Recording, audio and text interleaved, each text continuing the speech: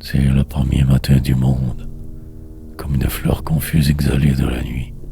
Au souffle nouveau qui se lève des ondes, un jardin bleu s'épanouit. Tout s'y confond encore et tout s'y mêle. Frisson de feuilles, chant d'oiseaux, glissement d'ailes, source qui sourde, voix des airs, voix des eaux, murmure immense, et qui pourtant est du silence.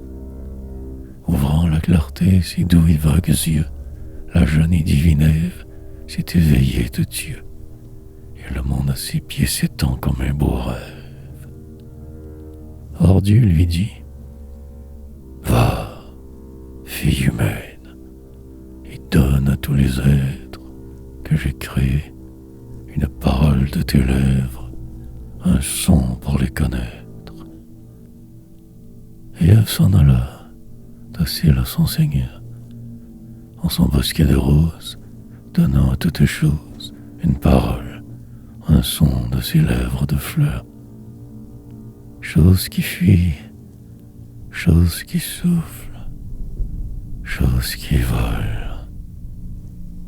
Cependant le jour passe, et vague comme à l'aube, au crépuscule, peu à peu, l'Éden s'endort et se dérobe dans le silence d'un songe bleu.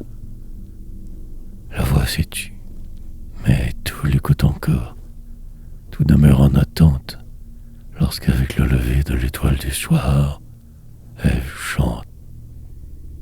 Très doucement, et comme on prie, lent, extasié, un à un, dans le silence, dans les parfums des fleurs assoupies, elle évoque les mots divins qu'elle a créés.